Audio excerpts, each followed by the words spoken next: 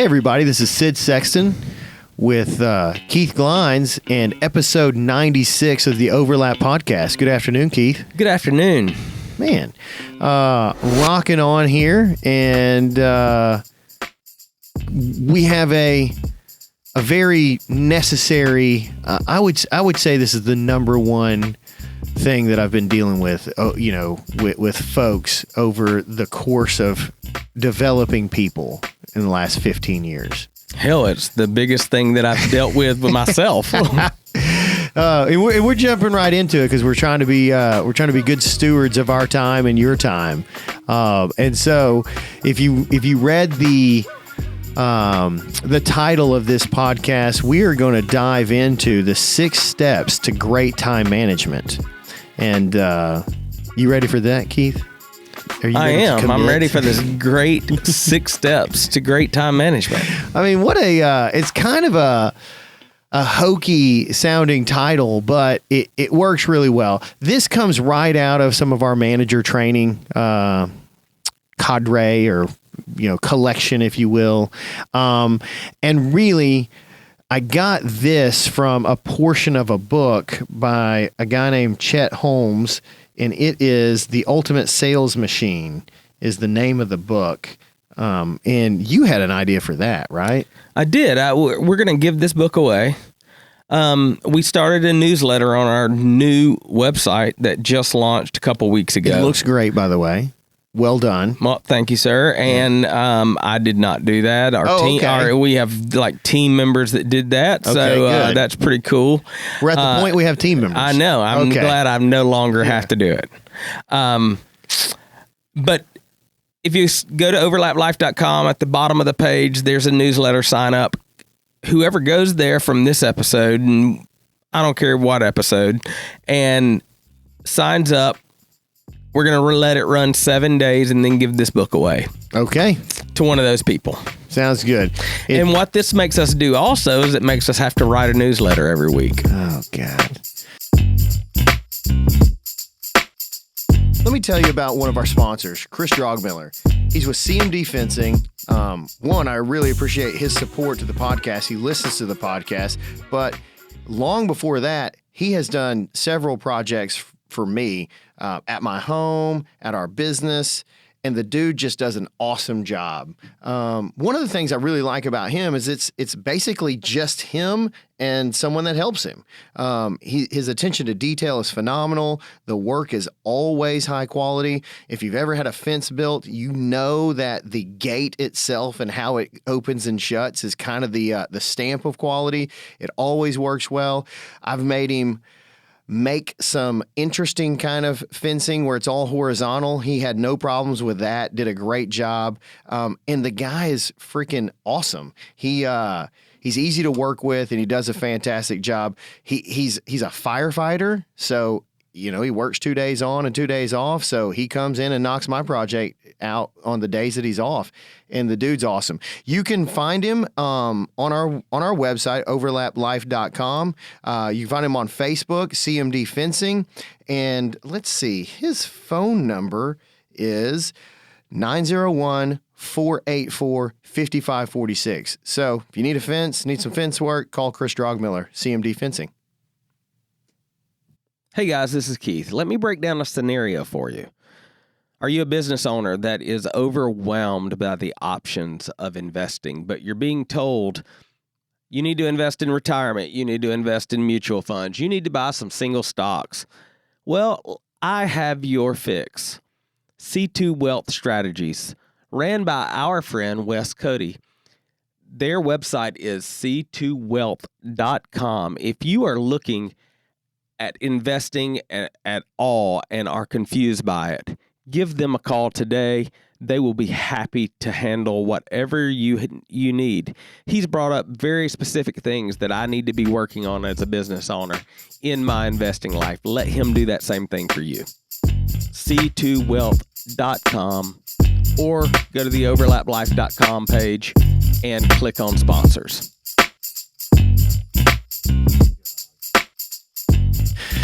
Well, I guess we'll have to manage our time well. We'll have to.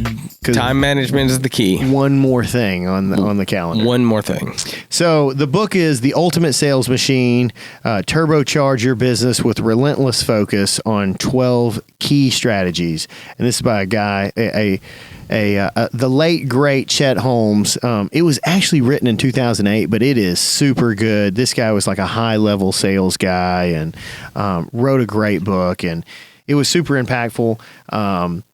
And one of the main points that I got out of it was just how he discussed managing time. And so I took those ideas and boiled it down to a time management training session that I've been giving over the last, several years. And I think it's a pretty good one. It's pretty simple, pretty straightforward. And I thought we'd share it on the podcast.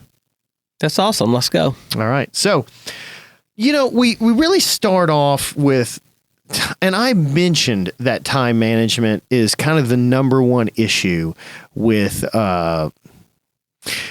in my world.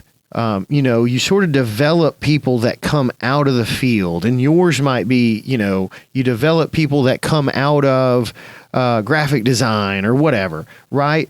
At a certain point, you scale up, and I can no longer manage everyone, so you start creating layers of management. And this is a story as old as business, I'm sure, where once you get to a certain point, you kind of take your best or your most trusted people out of the field, and you start putting them into, management positions. And that field work or the productivity work in whatever line of work you're doing has a certain constraint to it. And so you're getting these things done, right? So I've got this amount of time or this amount of work needs to get done, and here's the deadline for that stuff. In a mowing world, you've got to get these 40 stops done this week. If you don't get those done, then Miss Jones doesn't get taken care of by the weekend, and she's going to be upset and whatever, right? You can understand that. Once you get out of that world, you've got much more freedom, which sounds like a great thing. But it also creates chaos because you don't have that structure. You don't have near as much structure in your life or in that new manager's world to kind of keep them productive. Fair? Yes. And that seems to be really, really common with lots of folks that I talk to, and I've seen it, repeatedly in my experience with young managers. And I will say this is the one thing that if you can start to manage your time well, as you level up, and every time you level up, there's going to be a little more freedom. So you've got to become a little bit more disciplined in how you manage your time. If you can learn how to do that, you will be successful. It's one of the main limiting factors because you can find a million ways to waste time. Everybody I talk to that starts a new business does this too, especially when they've come out of a structure where they've been managed to they're not being managed anymore. Yeah. The number one question I get is, how do you manage your time? Yeah. So... And you can feel real unproductive, but you can feel free, and it starts to wear on you. And then you can really be busy, but not be productive too, right? Busyness is the what do they say? The busyness is the token word for thinking you're getting something done, but not. Yeah. Right. And so a lot of times we think we're getting stuff done when all we are is busy. Yeah. So and that's 100% accurate.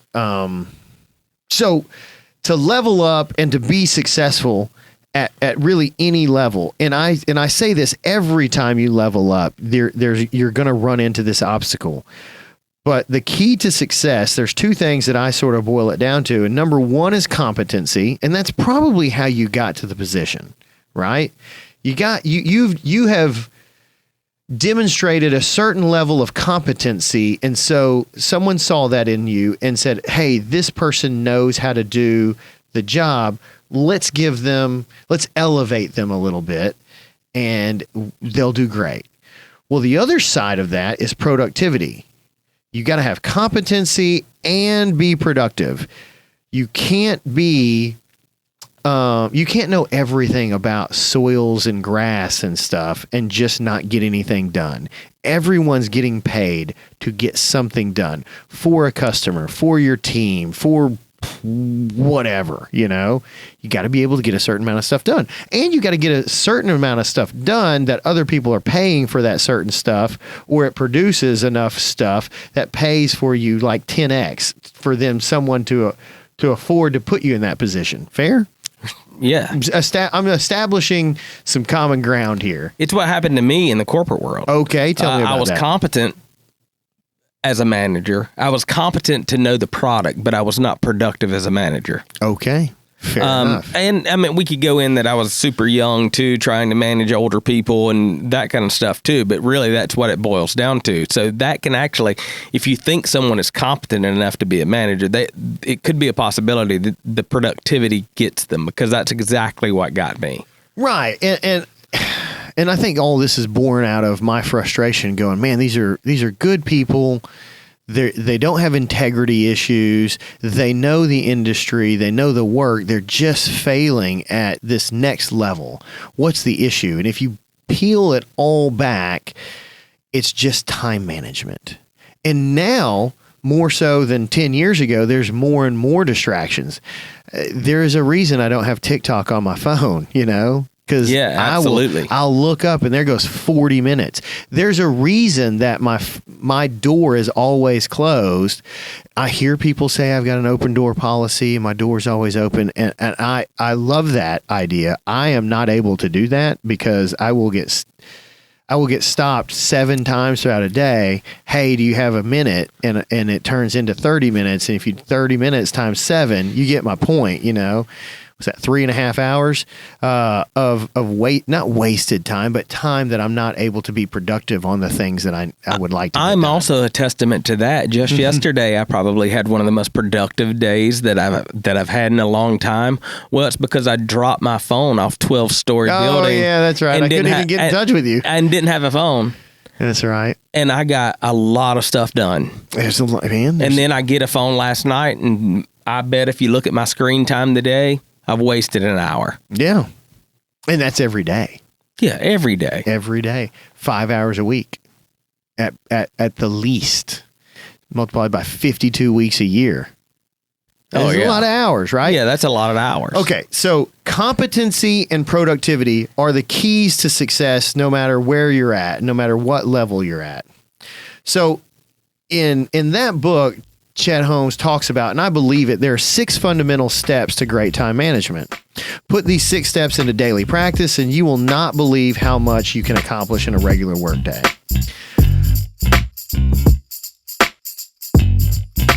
Hey, I want to talk about my friend Ross Sykes at Homefront Lending. He's a mortgage broker that can help you find a home when you don't typically fit in the norm and get you financed. Reach out to Ross at hflend.com. He specializes in mortgage products for first-time homebuyers, veterans, and self-employed borrowers. They are in the business to serve you beyond the transaction. At Homefront, they are always honored to serve. hflend.com. Hey there. My good friend Steve Bousquet and his partner, Christine Era, the owners of Green Profit Academy, are super excited about a new product they've got coming out. If you didn't know, they're the authors of Profit First for the Lawn Care Business. And it's a book written by Christine Era. Steve plays a big role in sort of adding to that. But they've got that book. It's already out. But if you're an audiobook listener and you just learn better by listening, they've got the audio version coming out. And I think this is really cool. They've got Christine Era narrating the audiobook, and she does a really good job. I've heard some clips of it. It's pretty fantastic. And Mike Michalowicz, the original author of Profit First, he reads the foreword. And so they've got a book launch that's going to come out on their website, Green Profit Academy, and you should stay tuned. for more information about that. They're going to have some giveaways. They're going to have some other special deals going on. But the book itself, the audio book, will come out September 12th. So please be on the lookout for that. And if you need some help with Profit First for your green industry business, please give them a call or look them up, Green Profit Academy. Thanks so much. But before we get into those 6 steps, you really have to do something to sort of set yourself up. And before you can start, you've got to know what is most important. And in a general question, in general, most people don't ask themselves that question. What is most important? They just don't think about it and they just go to work, right? And so the way to sort of get at this, if you're listening and you're trying to ask yourself what's most important, I think big picture, not this week, not this month, not this quarter, but what's most important in the role that you're playing, there's an exercise that you can do, which is ask yourself these questions and write them down. Number one, what are the most impactful areas for your role in the business? Or what is the most impactful area for your role in the business? There might be a couple. Identify what are the key areas you are responsible for. So one's impact, how do you create an impact? Number two, what are you actually responsible for? If you're the solopreneur, but you've got some contractors or some folks you sub stuff to, are you responsible for going out and getting the work, writing up the scope and getting it out to those contractors, setting deadlines and returning it and getting it back to you know what I'm saying? That might be an exercise. If you are an account manager, is your role to not sell? You might have 3 buckets, right? You might be, managing team and making sure that they're being productive, meeting their production goals, managing the customer's experience, making sure you're meeting with them enough that they feel like they're being served well and you're meeting their needs. Number 3 is, you in an account manager role, if we're taking care of your place, there's going to be a time that there's something to do at your place. I need to sell you a certain amount, not necessarily because I need to sell it, but because I'm giving you options for your landscape. You feel like I'm looking at, and I not feel, but I actually am, and you feel it because I'm looking at your landscape and I'm trying to help you improve it. Fair enough? 3 buckets. Fair. So EOS also has something like that, delegate and elevate. Delegate and elevate. Forrest taught that yesterday. He taught delegate and elevate, and it was really, really excellent. It is. So figure out what are the most impactful areas in your role. What are the key areas you're responsible for? Another question would be, what is the highest and best use of your time now that you've kind of established this, And let's say if you're an account manager, the best thing I can do with my time is be out on my customers' properties. Everything stems from there. Do I see, and if the crew is there, great, because I get to see how they're working. Are they being productive? I get to see how they're setting their stuff up, how they're unloading, loading, stuff like that. There's the productivity. You're getting to see how are they addressing needs at the landscape, and I'm sort of making sure that the quality is there. I'm at the customer's place, so I get to look at that, and then I can communicate that to the customer. Hopefully they're there. If not, I can write them an email, and then if I can't give you an option for that third deal to improve your landscape unless I'm actually there. And all of that comes from me going out and seeing a customer. See how what's the highest and best use of my time sort of comes down to that. There's that. So that's the third question. The fourth question is, what are the 3 to 5 functions that if you didn't do them, they wouldn't get done? This 3 to 5 thing must be really a staple in behavioral psychology. Yeah, I'm sure it is. Because the book I'm reading right now that we're definitely going to do, 10X. 2X is 10X is better than 2X. Or easier. It goes behind the psychology of that, and this 3 to 5 thing comes up through the whole process. Rick Miller's all over that book too. Yeah. I've talked to him like 3 times in the last week, and he's mentioned it every time. Yeah. Yeah, 3 to 5, and I'm sure that goes back to that early behavioral science where they broke up the phone number into no more than 4 numbers. Is like the 251, 391, 4227, something like that. Yeah. Your brain can remember segments of less than 5, something like that. But either way, so then.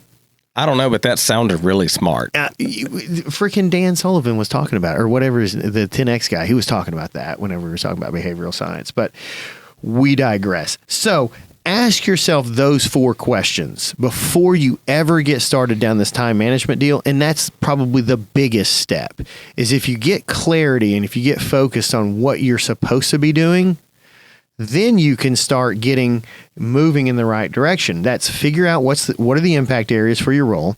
Identify what are the key areas you're responsible for. Number 3, what is the highest and best use of your time? And then number 4, what are the 3 to 5 functions that if you didn't do them, they wouldn't get done? Like, those are the things, right?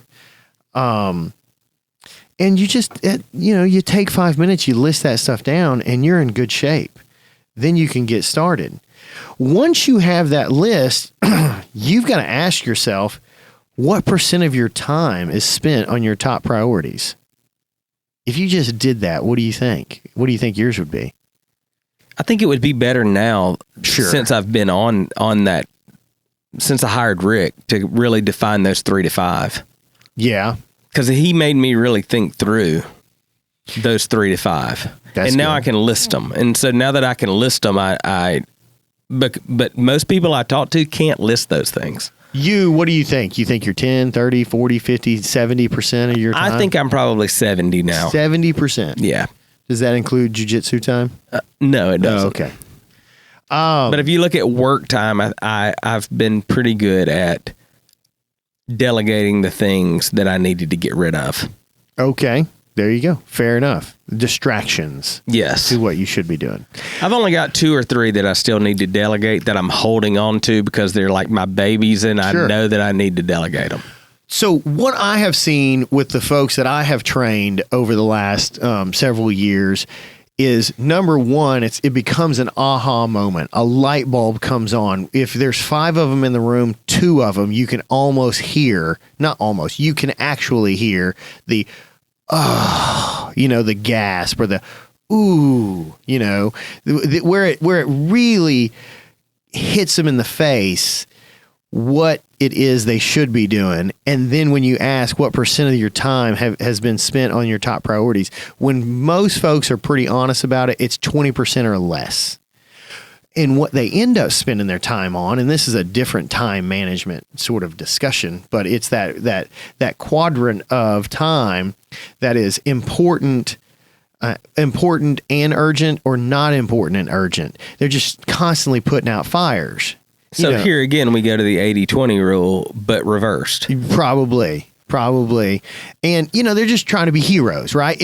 Right. They're productive people by nature, and they're just staying busy by constantly putting out fires. When you've seen those individuals have epiphanies, that epiphany that says, here's the items that I'm spending my focus on that's making no impact. Mm-hmm.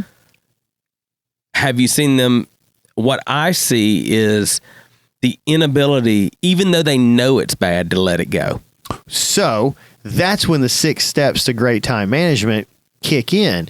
So I don't think that you can make any real progress. There's a reason I was setting up the whole podcast at the beginning by talking about time management, I'm trying to paint the picture at the very beginning to say, this is what I've seen, but I'm also painting the picture, the listener has either been that person or is trying to develop those people, and they know that these people are competent, but they're just not productive, and they can't quite figure out why.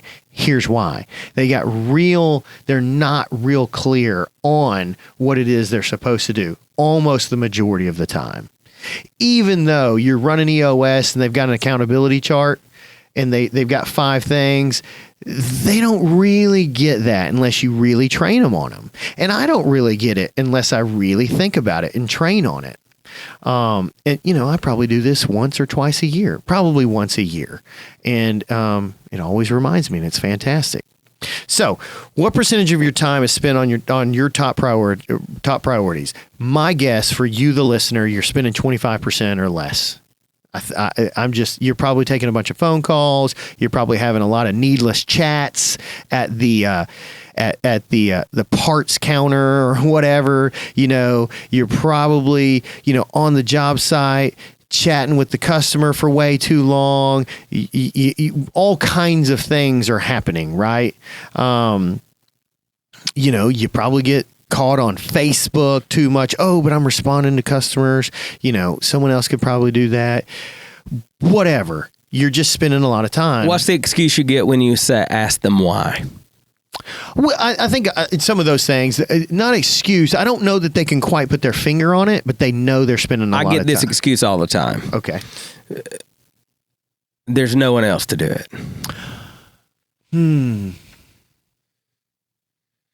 Maybe, but I'm in small business. It's and yours is way small, but and then the people that I talk to typically have 5 to 10 team members, right? So when you ask them why are you spending time in places that you don't need to be spending? There's nobody else to do it. So, and that's where I was probably having a struggle answering that question. I don't know that I need them to not do it, right? If I'm talking to someone, let's say there's 3 people on their team and they're responding to folks on social media, or they're at the parts counter, or they're talking to the customer. And if they say there's no one else to do it, no problem. I'm not worried about that. You just got to know that you can't do it for 45 minutes. Each one of those, because you multiply that by 3. Now you've got 2.25 hours. Could you get those down to 10 minutes a piece? You can be polite in 10 minutes. You can be polite to the customer in 10 minutes. Now, instead of 2.25 hours, you spent 30 minutes. You're saving a bunch of time. You're still checking the boxes. You just understand that your highest and best use of your time is going to the 7 customers' houses, visiting those homes per day, or whatever it is, right? That makes sense? It does. Okay. So if we get there, once you kind of get that, then you can actually start to move forward with time management. And the number one thing that we start off with is touch it once. Touch it once. Really, Keith over here. We're staying professional and we're moving forward. So touching it once means this. Really, it comes down to, and this is really important in sort of like construction and landscape and everything else, but it also works in your world too. But don't bounce from one work item to the next and then back again. Here's what I usually say. If you're working for, if you're on a landscape install team, right? You don't, and I paint the picture in our you get the plants delivered, and then you lay all the plants in one area, right? And then you go and move, all the small plants over to this one space, and then you move all these other plants over there, and then you start getting it together, and you move them again, and you move them again. You can end up, and I've watched this when we were doing time studies earlier in my career. I did a bunch of time studies watching people just work on our team.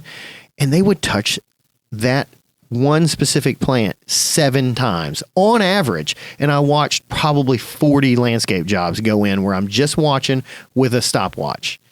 And because I was trying to get productivity times, how much time does it take to plant a 1-gallon plant, a 3-gallon, all that stuff. And it was freaking 7 times.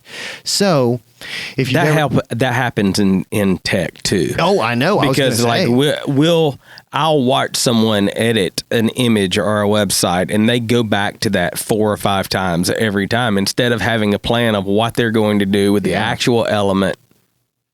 Yep.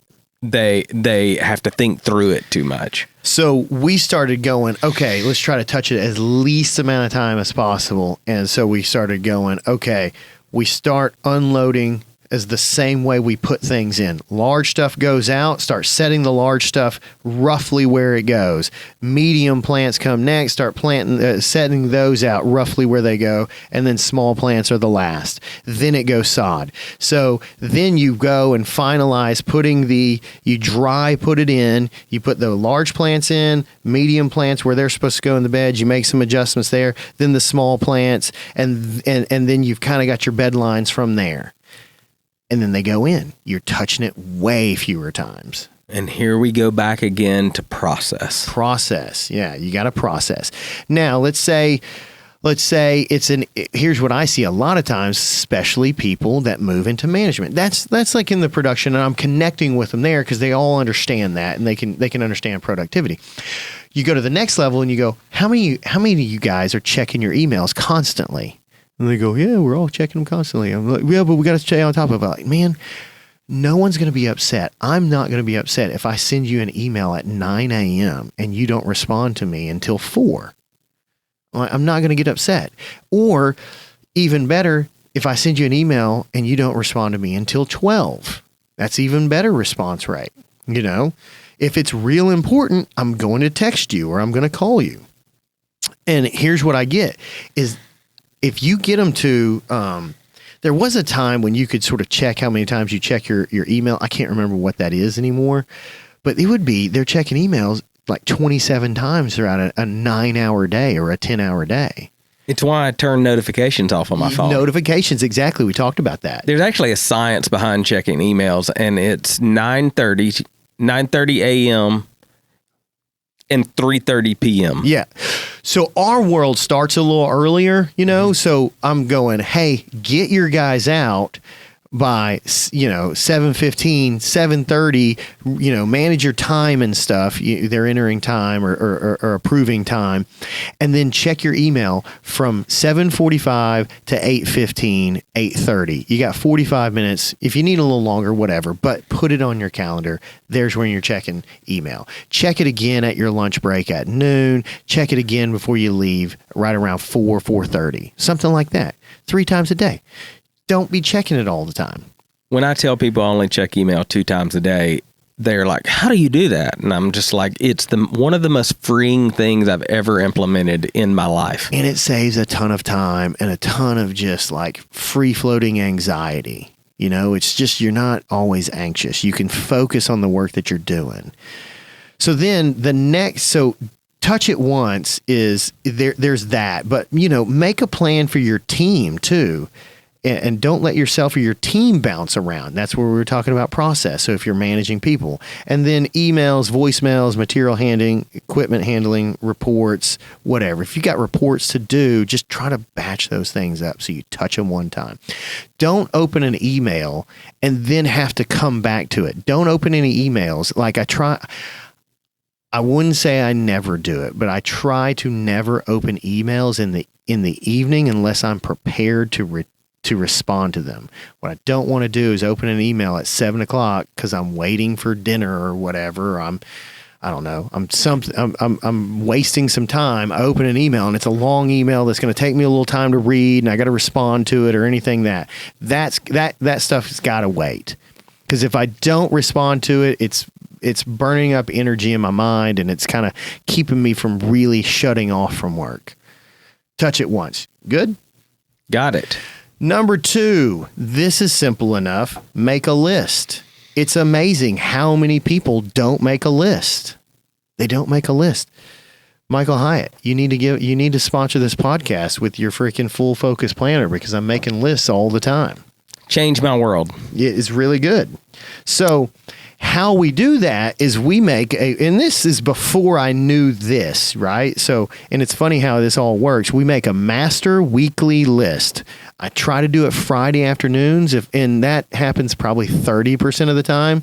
So maybe 60% of the time I do it on Sunday night, Sunday afternoon. You get emails from me on Sunday, and we're texting on Sunday afternoon because we're trying to establish the week before the week happens, right? Yeah, it works well for me on Sundays also. Yeah, so I make a master list, and then I make a list for the next day at the end of each day. At the end of each day, that's part of my little closeout deal is I'll go through my list. You've seen me do it, and I'll see what I've gotten marked off, and then whatever's on that list from the day before, if it doesn't get done, I'm moving it over. And then as the things come in throughout the day, if I'm not able to handle it, I just put it on the list and I move those things over. Fair? Yeah, I just don't think you can expect your team members to do it on Sunday. No. If you're asking a team member to do it, I think it probably needs to be on Fridays. I just give them the concept and I say Fridays are great, but Fridays don't always work. So I just say, this is what I do on Sunday. What you can't do, or what is ill-advised, I wouldn't say you can't do. What is ill-advised is to try to do it Monday. Oh, yeah. When the week has already happened. Yeah, it doesn't get done if I leave it to Monday. Because it's the same thing as the list at the end of each day for the next day. That's what we're talking about. Making a list. You're trying to tell tomorrow what's going to happen before it happens. You're trying to tell this week what's going to happen before it happens. So making that list and then making it a, setting your priorities on that list. Fair enough? Easy enough. Got it. No, and it's amazing how many people don't make a list. You know who the best list maker that I've ever seen is? Who? Jamie. Dude, she just anytime, doesn't matter what time of year. It could be like the day before she's going to leave. It could be the day she's going to leave for Christmas break. There's going to be a list. There's at least 10 things on it. And if you come in the middle of the day, half of them are checked off. They're just lined right through. And then she's adding other things. She's super good. That's how she's so damn productive. Jordan's a really good list doer too. Just setting things on her stuff and she's just working through it. She can get fanatical too. So watch out if she's in the middle of her list. There's something about paper for me. That's why I went back to I think we've talked about my transition to digital and then my transition back to paper. It's something about marking it physically on a piece of paper. That's why I went back to the Michael Hyatt planner. Yeah. There's just something to it. I'm so glad that when you transitioned, you were able to transition back because you didn't have surgery. That's good. Yeah, don't have the surgery. That was beneficial. Yeah. But I'm proud of you. Oh, good. And I'm with you. So the list, man, is just super simple and people don't do it, and really what they'll try to do a lot of times is they'll try to be making the list during the middle of the day.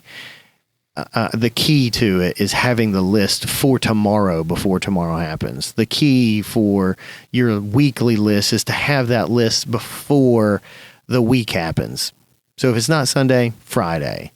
But it just can't be on Monday where you're making your weekly list then because you're going to get hit in the face. And the amount of items even suggested for that is 3. Yeah. Yeah, top 3, your big 3. Yep. So speaking of 3, it leads us to step 3, plan how much time for each task. This is the differentiator on the list. So you make a list, great. But how much time is each one of those tasks going to take on your to-do list? So this is the next step I take on Friday or Sunday. I'm honest, like most of the time Sunday. And if you followed my math earlier, I said 30% on Friday and 60% on Sunday. So that leaves 90%. And there's about 10% that I don't end up doing it. I'm being honest with you. Sometimes I don't do it all the time. But when I do, I've got a really productive week. And part of that is I make that list, and we've talked about this in other podcasts, but then I start prioritizing that list. And in each one of those lists in that list that's prioritized, I budget some time in there and I'm plugging them into my calendar. Fair? So I know and I try not to plug in more than 6 to 7 hours worth of stuff on a day because there's going to be breaks and everything else. So I plug them into the week, or, into your job or whatever. And you got to realistically make sure you're plugging in enough time for that. And then this is what everyone does. When you start teaching that concept, the pendulum swings to I'm going to fill every space on my calendar with something, with productivity, and you just can't do that. You got to leave some gaps or space in your calendar to account for surprises. You got to have time to return emails. You got to have time to return phone calls. You got to have time to respond to a customer complaint and get over there because it's an emergency, or whatever. And if you can't have such a tight calendar that if one thing happens, it throws the entire day or the entire week off, you got to plug in some space there. You got to have time to rest. Well, you got to have time for rest. That's true. Funny, Keith bringing up rest. All right. So, Andrew Huberman says that we are capable of 90 minutes of efficient work. Yeah, he does say that. And I actually, I would probably push. I like 2-hour blocks, but it does take you about 15, 20 minutes to get into whatever. If you're going to do some deep work, if you're thinking about something, you're going to be writing something, you're trying to rework a production calendar or something like that, it's going to take you 20 minutes to kind of settle into that mindset. So if I block out 2 hours, I'm probably getting 90 minutes anyways. Yeah, that's what the studies show. So in that step 3, plan how much time for each task, and then make sure you've got enough time for each of those tasks in the day, week, month, whatever.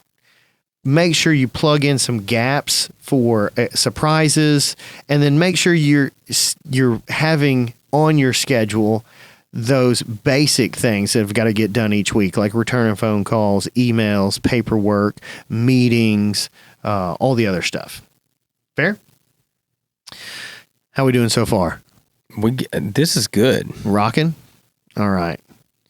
All right. Step 4 is plan the day. I know that sounds like what we were just talking about.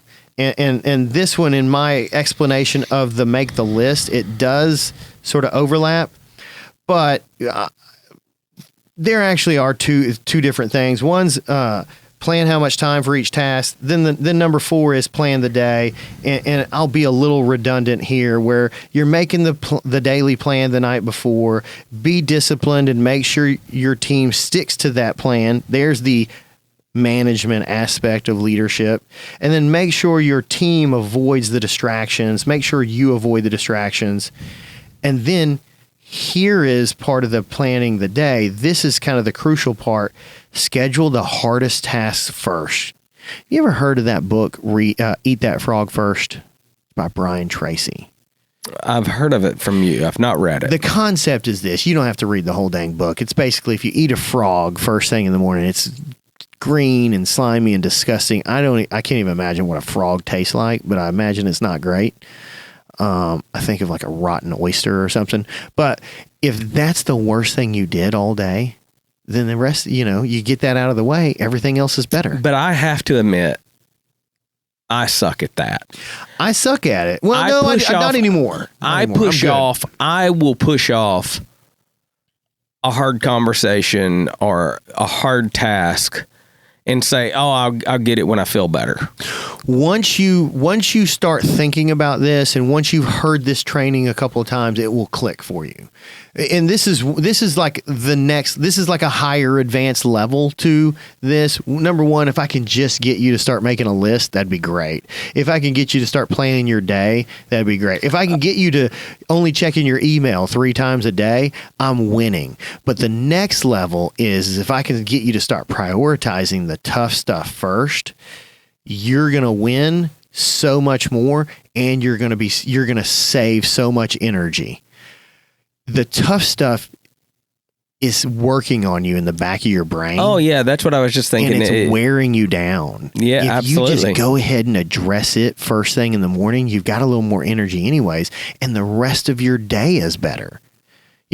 Going to see that customer that you like is way easier now that you've already handled that one really bad one. That's always difficult, and you messed it up. You know what you're going to do anyways. You're going to go there, talk to them, apologize, see what you've got to do to make it right.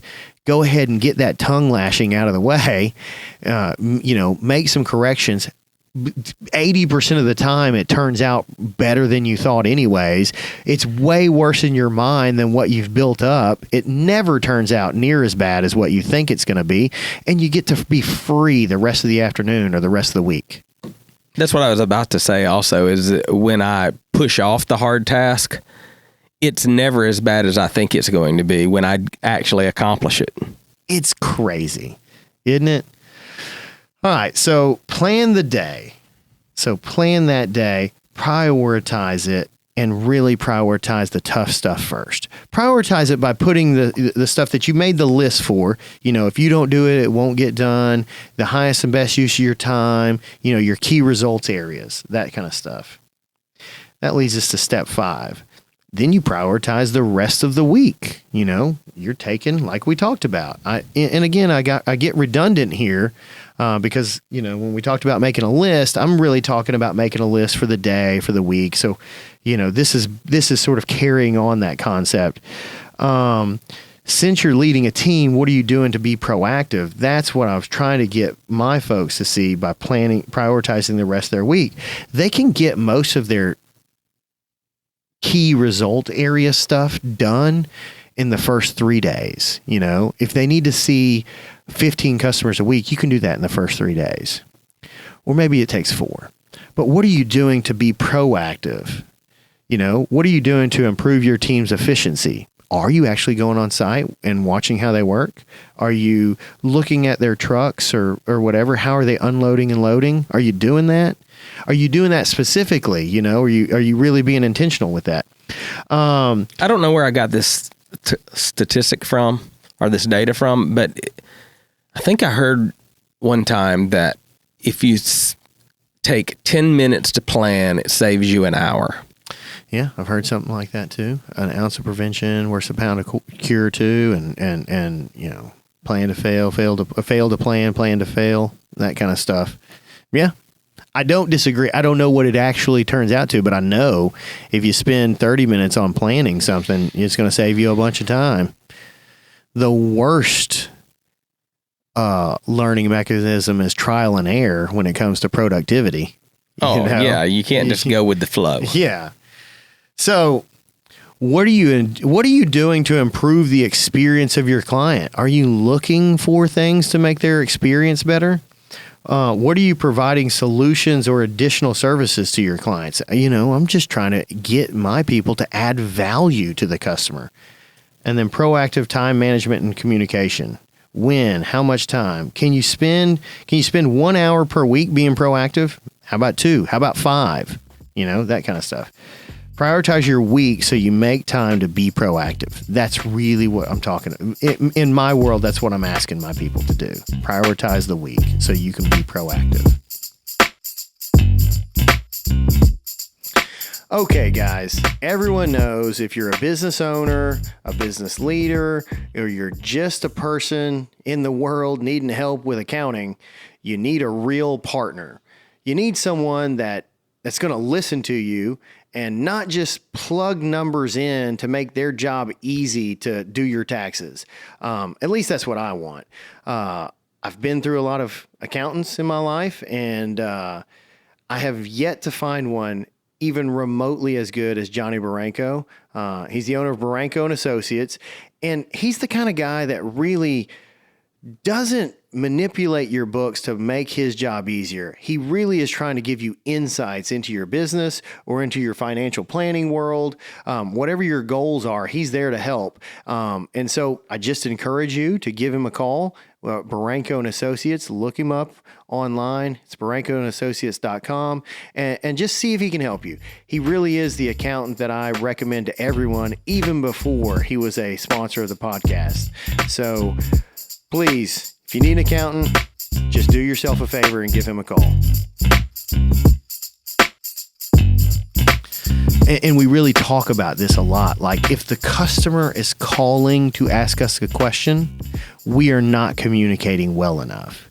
And that's a really high bar. I know that, but that's what we should be shooting for. There should never be...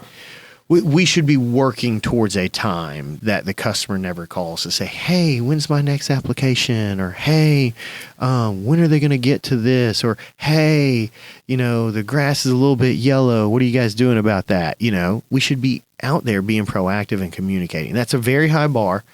And that's something we need to be working towards. But that's what that's the vision I'm trying to paint for them to work towards. Answer questions before they have them. Yeah. Give them information before they think they even need it. You know, that kind of stuff. And you know, there's lots to that. That could be an entire podcast on its own.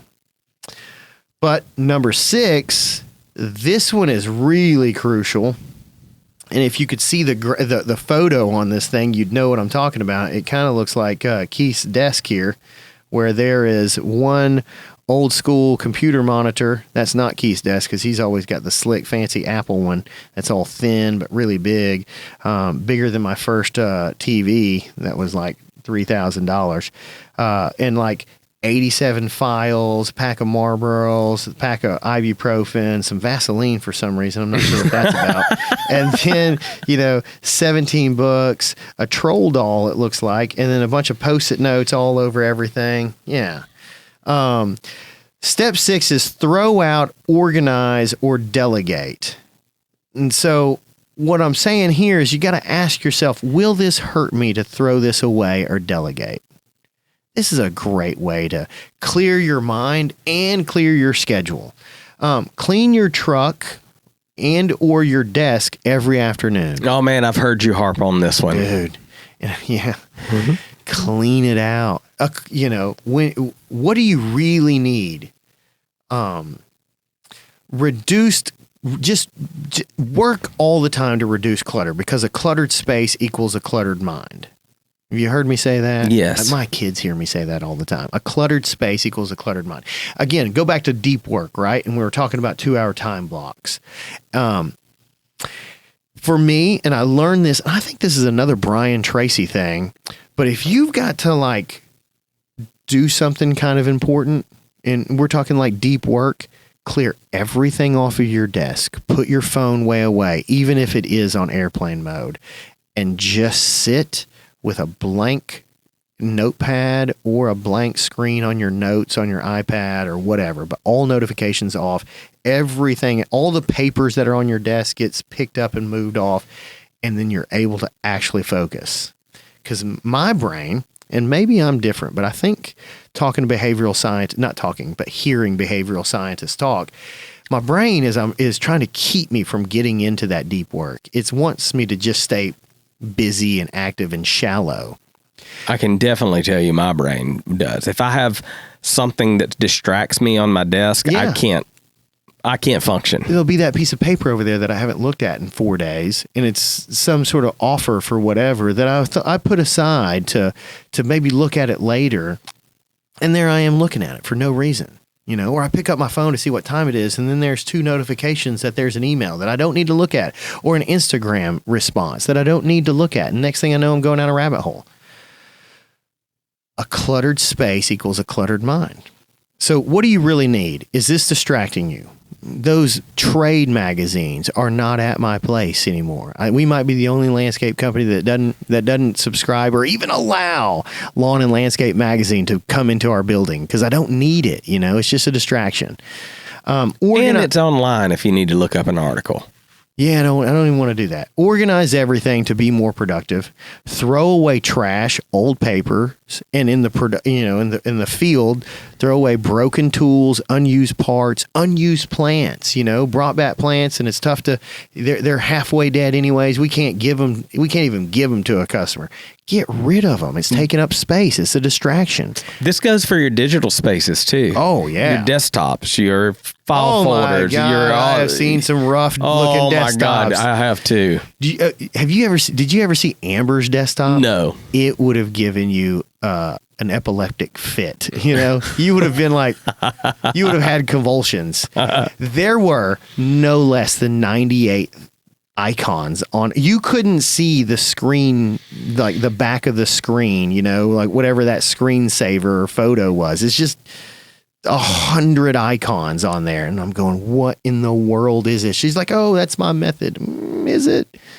Cluttered space equals a cluttered mind. Throw away trash, old paper, broken tools, unused parts, and tools. Organize your files. Spend the time to get it done. Right? A cluttered space equals a cluttered mind. And those are the 6 steps to great time management. What questions you got? I just want to point out, then we have planning. You got to plan again. Yeah. What is your plan to improve? There you go. Yeah, there's my last eye. And so I sort of end that with a discussion, and I start pressing into folks, and maybe we'll press into you, the listener. What are you going to do? You've listened to this. You've had some ideas, hopefully. I know I'm not hitting on a topic that didn't fire up some ideas from every single listener. They either have a cluttered space or cluttered files, or they're not making a list. They're not planning the week before the week happens. They might make a list, but they're not checking it off. They're not moving them over to the next day. Maybe they're checking emails 100 times a day and they can get it down to 3. But what's your plan? You, the listener, what are you going to do to be more productive? Because if you believe me, and I think this is pretty damn true, that the way to be successful at no matter what you're doing, no matter what level, are 2 things. Competency, which, hey, you're in the role. You're probably fairly competent. If not, get competent. And productivity. We're all getting paid to get something done, not because we've got a title, not because we've been breathing air in this company for 10 years, or not even because it's our company. We have to be productive in our role. If we're not productive, even me, even you, we have to be adding value to the company, or we're not serving a purpose. And we're not really helping. We're not really helping the team. We're not helping the company. We're not helping the client. And we're really, if we're business owners, we're not growing the asset that we put our names to, or our time and our efforts into. We're squandering the opportunity that we have each day, each week, each month, each quarter, each year. And every day that you go by wasting 5 hours is another day that you could have been moving in the right direction. And you're going to look up 10 years later and you've pissed away 7 years of those, 10 years worth of productivity. And all you are is just 10 years older. And your competition that's focused and energized, they're going to pass you up, man.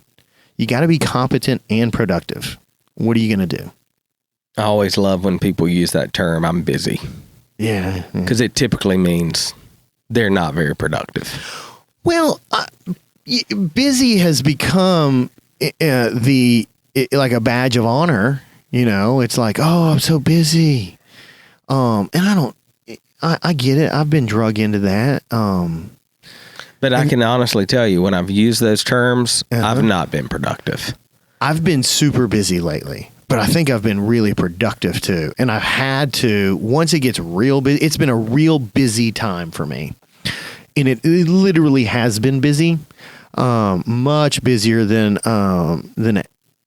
it has been maybe 3 months before that. But I think it's been busy and productive. Mm-hmm. So that's good. But I know exactly what you're saying, because I do think people will use that term to convince themselves that they're working. They're making the right moves or whatever. And they're just busy, not productive. Right. And I kind of hate that feeling. You get to the end of the day and you've been spinning your wheels and you put in 10 hours and you're just worn out. And then you don't know what you've done. I've gotten to the end of the day and I was like, what am I doing?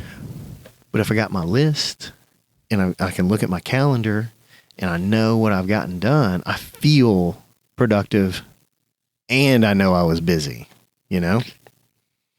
Got it. This was good. Yeah. There's my, I tried to make it quick. I tried to just throw that out there. Yeah. Hey, the book is really good. That's Chet Holmes, The Ultimate Sales Machine. I think this is chapter 6 or something like that. But it's a good one, man. It was written in 2008, so it's a little bit older. But it was it really changed my world. And I've been teaching this a good while. Keith, what are you going to do to be more to be more productive? I'm going to plan. Okay. When? On Sundays. All right. Hey, we have 2 new sponsors. Okay, yeah. One hit the episodes last week and one hit this week. CMD Fence and C2 Wealth Management. Man, thank you guys. And both of those guys we know and we love. Oh, man, and we're blown away that you trust us enough to advertise with us. I would say both are competent and productive. Absolutely. Both are competent and productive for sure. And we do really appreciate them. So please, if you enjoy the podcast, number one, please leave us a review, share this to 10 people that you know could use it or think could use it. And then if you would, please help out our sponsors. Just support them. They're actually supporting us and making this thing possible. It's free to use. So if these folks got a service that you could possibly use, please reach out to them. We'd appreciate it. And go check out our new web space, overlaplife.com. It does look very nice. And now I figured out why, because someone else did it. And if you want to see like the stuff that Sid and I like, we have a page called Stuff We Like. That's right. Stuff We Like. It's good. And we're going to add to that. If you need Sid's reading list, it's on the bottom of that Stuff We Like page. Yeah. Well, what else you got? As I'm opening up our website here and going to Stuff We Like, just so I can look at that again. Yep. I wish that was a picture of me snowboarding, but they had to use a professional to throw that much snow behind them. That's a lot of snow. I'm not sure how that's even possible. All right. Well, we have the hat on there that you have on today. I do have that. Melon. If you guys know how to get us in touch with Melon and get them to sponsor our podcast, I'd really appreciate that as well. Hey, in a way that you can support the show too, and support that this show keeps happening, is go to this page. When you buy something, we do get paid. So very nice. Very nice. We do have a good list of some other shows coming up, and really we are working pretty hard to get some. We've got some pretty awesome guests that we're trying to coordinate their schedules, our schedules, and I think you're going to be blown away with some of them. They're going to be great. I'm not talking Elon Musk or anything, but some folks that are pretty influential to us, at least. They were great. Oh, anything else? Any jiu-jitsu tournaments? No. Are you going to New Orleans? I have a wedding that weekend that I'm supposed to be at, but I'm trying to figure out a way to do it, and I'm trying to figure out a way to do both. I think I can do no-gi on Sunday. That's my plan. And then Worlds is August, the first football game for the University of New Mexico. Yeah, so you're not going to Worlds. Well, we'll see. I'm probably going to sign up, and if he doesn't play, then I'll be there. But I'm hoping I don't go. He's going to play. Maybe. We'll see. We'll see. Anything else? That's it. All right. Hey, this is a quick hit, and I didn't even drink any coffee. But I don't think this was a quick hit. We're over an hour. Okay. Well, there we go. Good. Well, hey, thank you guys for listening, and peace out. Peace.